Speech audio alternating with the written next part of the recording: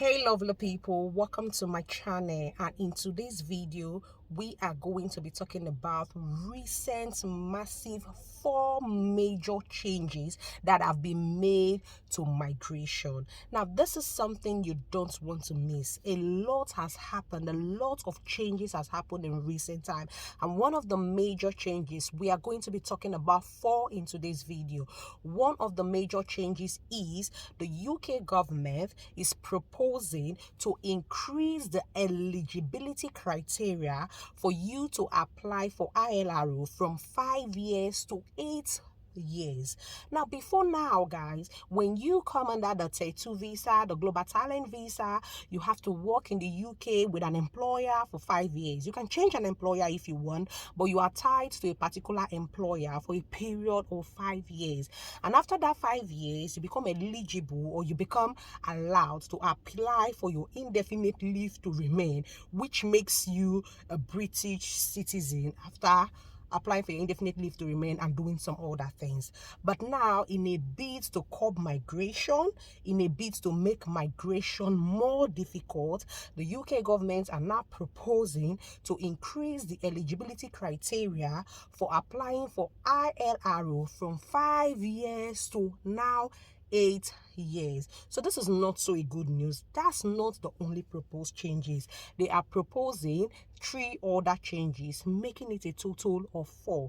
In today's video, I will run you quickly through the 4 major changes. You don't want to miss anything in this video, because knowledge, they say, is power. Information, they say, is power. Without wasting any of your time, let's dive into it. But before we do that, if you are seeing my pretty face for the very first time, my name is Violet Okolocha. I live in the United Kingdom and I practice in the United Kingdom. Let's get to it today.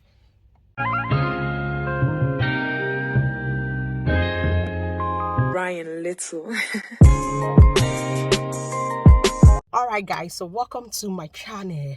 Oh my god, in 2022 the national statistics said they saw a migration of 1.2 million people, meaning 1.2 million people entered the United Kingdom in 2022, but the net migration is 606,000, and that's because half of the 1.2 million entered the United Kingdom and half of them as well left the United Kingdom to other countries for one reason or the other. Now, in a bid to curb migration, the UK government is trying to put in laws, or to rather trying to propose law to make migration more and more difficult for foreigners or for migrants. Now, one of the major changes they are making is to increase the eligibility of indefinite leave to remain from 5 years to 8 solid years. Now, if you are under this 5 years route visa, when you come into the UK, you are tied to one employer for that period of time. You can change an employer, but even though you change an employer, you go to another employer, you are also tied to that employer until you become eligible to apply for your ILRO, which then frees you from that employer. So it's not something really palatable. It's not something really good, but it is their country and they have to do all they can to protect their country, because it is their country. All right, now that's one of the changes. The second changes is even the worst.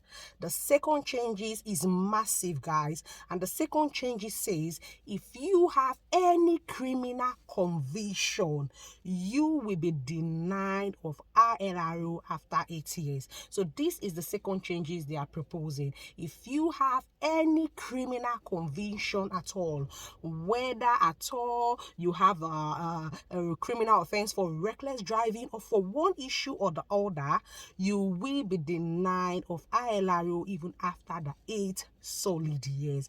This is another proposal the UK government is making. And somebody will not say to me, Violet, but how do you get this information? I'll be dropping the link in the description box. You go there and read for yourself. So this is the proposed changes they are also making. So if you are convicted for any crime, you will be denied of ILRO straight away. So guys, please, this is an appeal to every one of us, I inclusive. Be very careful with yourself, in fact, be very careful with everything, your work, everything. Be very, very careful so that you are not convicted for any criminal crime whatsoever. Now, number 3 major changes they are proposing is, before you proceed to get your indefinite leave to remain, you have to write a test called Life in the UK test.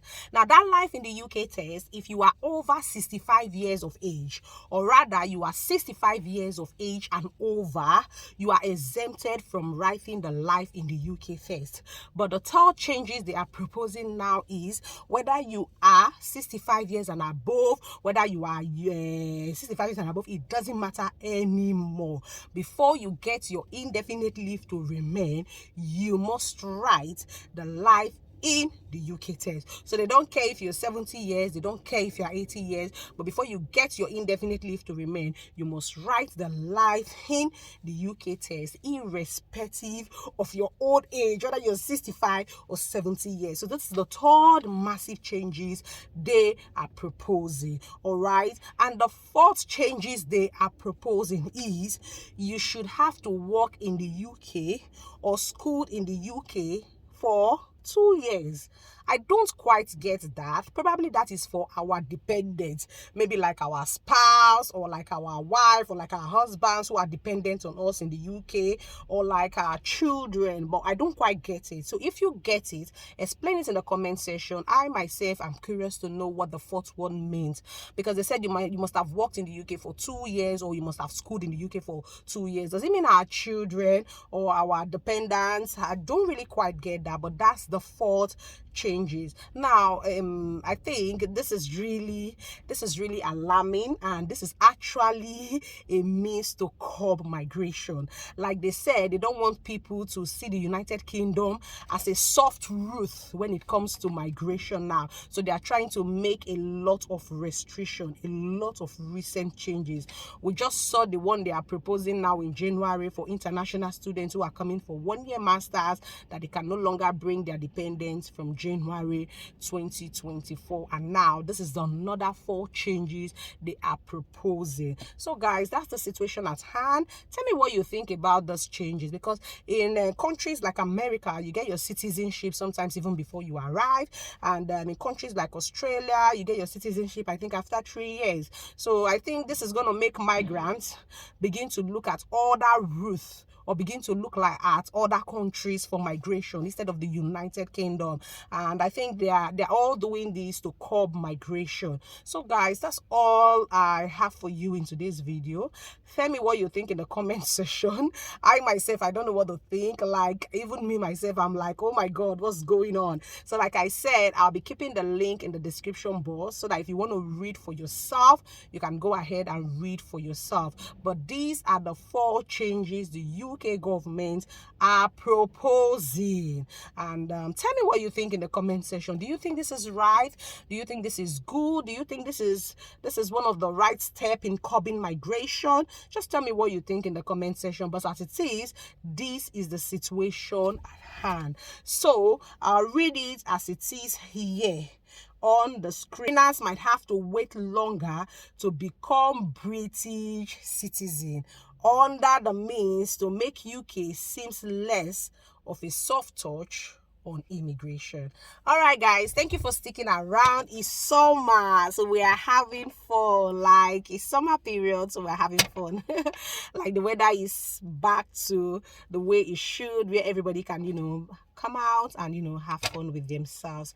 All right guys, I'll see you in my next video. Until I see you again, God bless you.